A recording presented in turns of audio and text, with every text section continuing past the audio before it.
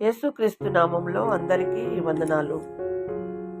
మీరు కుడితట్టి అయినను ఎడమతట్టి అయినను తిరిగినను ఇదే త్రోవ, దీనిలో నడువుడి అని నీ వెనక నుండి ఒక శబ్దము నీ చెవులకు వినబడును.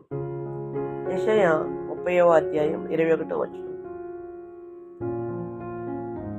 మన జీవితంలో ఎన్నిసార్లు మనం తప్పు దారులను ఎంచుకుంటామో, మన నిర్ణయాలు ఎడమ కుడి తిరుగుతాయో, దేవుడు ఎల్లప్పుడూ మన వెంట ఉంటాడు.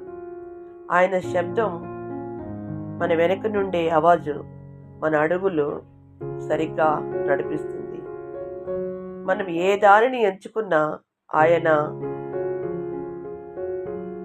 ప్రెసెన్స్తో మనకు ధైర్యాన్ని ఇస్తుంది, మన హృదయానికి శాంతినిస్తుంది. మన జీవితంలో సమస్యలు సందేహాలు వచ్చినప్పుడు కూడా ఆయన శబ్దం మనం తప్పక వినేలా ఉంటుంది. ఒక్క అడుగు, ఒక్కో నిర్ణయం, ఒక్కో పరిస్థితి ఆయన ప్రెసెన్స్తో మనం ముందుకు సాగుతాము. మన హృదయాన్ని ఆయన మార్గంలో నిలిపే శక్తి అందిస్తుంది.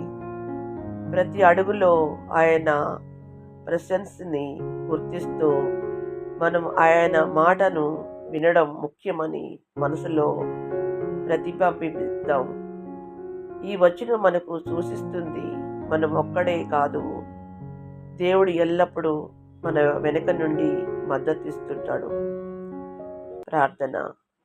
ప్రభువా, నా ప్రతి అడుగులో నీవు నా వెనక నుండి నడిపించగా, ఎడమ కుడి ఎప్పుడు తప్పక నీ శబ్దం వినే హృదయాన్ని నాకివ్వము. నా నిర్ణయాలు నీ తీరున నడిచేలా, నా జీవితం నీ ప్రెసెన్స్లో నిలిచేలా చేయుము. Amen, amen, amen.